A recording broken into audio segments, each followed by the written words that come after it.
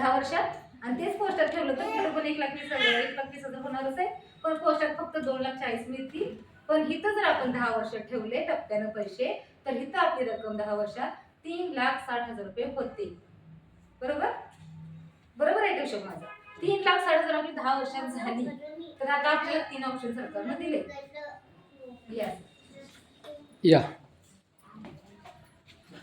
3 लाख रुपये 3,60,000 झाले. आता आपल्याला करायचं की आपल्याला आता पेन्शन घ्यायचे, तर सगळी रक्कम जर पाहिजे म्हटलं तुम्ही, तर सगळे ते विड्रॉल करू शकतो. म्हणजे आपल्या झिरो बिला पण आपल्याला पेन्शन मिळणार नाही. बरोबर आहे. आपल्याला वाटलं की आपल्याला पुढे चालवायचे, तर अजून आपण पुढे चालवू शकतो. म्हणजे आता असं एखादा 20-25 वर्षाचा मुलगा असेल, त्याला काही गरज नाही ना सध्या, तो चालवू शकतो किती पण वर्ष. त्याला जोपर्यंत वाटत नाही की मी आता अजून मला म्हणजे लागत नाहीत पैसे, तोपर्यंत तो चालवू शकतो.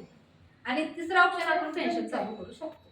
म्हणजे 3,60,000 पेन्शन आपली 3,000 रुपये मिळतील. आता उदाहरणासाठी कसं आपण भरत होतो 1,000 रुपये महिन्याला, आता येताना येणार आहे किती आपल्याला 3,000 रुपये. आणि हे कधीपर्यंत येणार आहे?